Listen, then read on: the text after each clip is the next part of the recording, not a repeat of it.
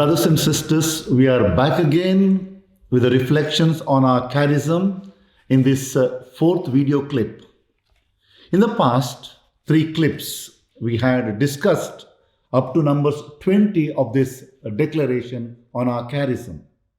Now we have come to the central part of this declaration, that is numbers 21 to 60, which is entitled as Essential Elements of the Charism. What are these essential elements? They are the life of prayer, fraternity, mission or apostolate, and the fourth one, unity of prayer, fraternity, and mission. As you see in this declaration, these numbers 21 to 60 are divided into 4 groups, A, B, C, and D. A deals with the life of prayer, and B, fraternity, C, mission, and the D, unity of these 3 elements, namely prayer, fraternity, and mission. In this present episode, my reflections are on the first essential element of our charism, namely the life of prayer, which is on page 22 in this declaration.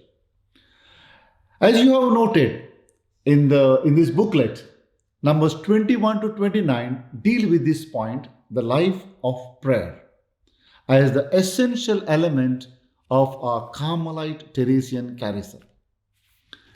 We know all the religious congregations have life of prayer as one of the essential elements of their congregation, of their charism.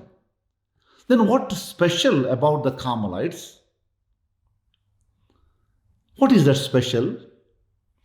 For Carmelites, prayer is fundamental. It does not deal merely with exteriority, but interiority. In other words, for Carmelites, prayer is life. It is not one of the activities, but the very being of our lifestyle.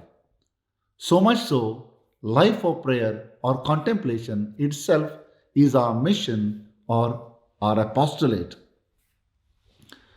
In the opening paragraph, that is number 21, the essence of the Teresian prayer is mentioned. Fundamentally, it is friendship with God, which consists of attention to interiority, contemplation, and unceasing prayer. Attention to interiority, contemplation, and unceasing prayer. So, what is the content of Teresian prayer?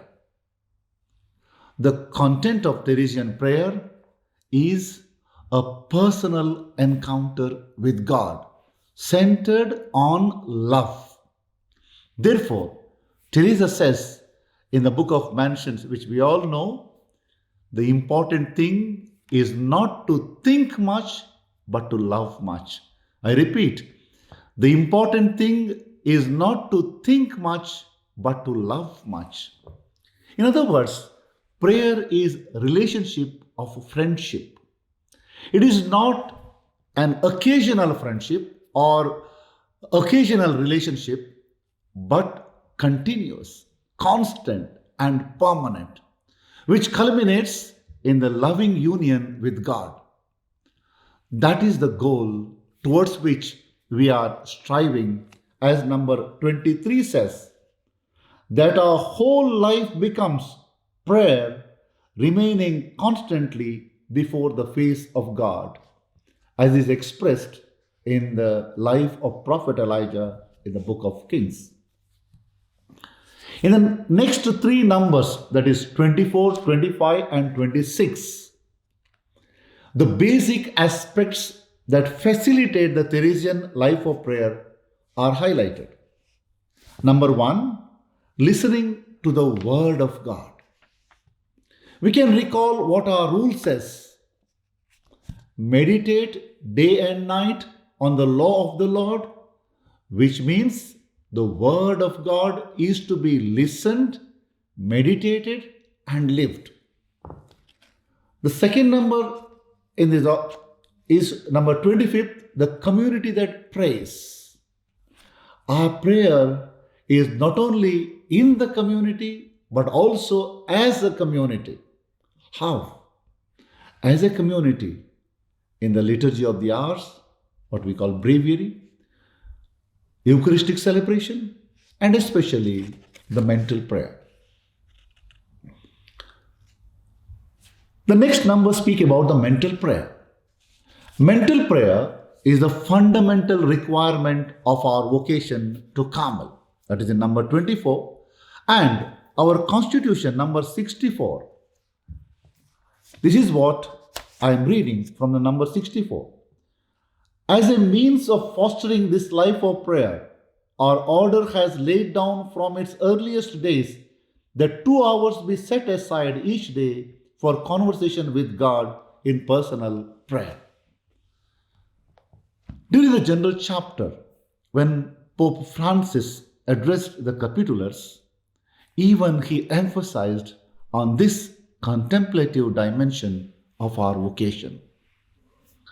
The last 3 numbers of this section, namely 27, 28, and 29, explicate the ambience or the environment necessary for a life of prayer and contemplation.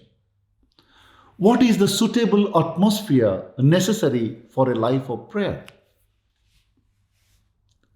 First and foremost, solitude and silence, which is imperative for a contemplative life.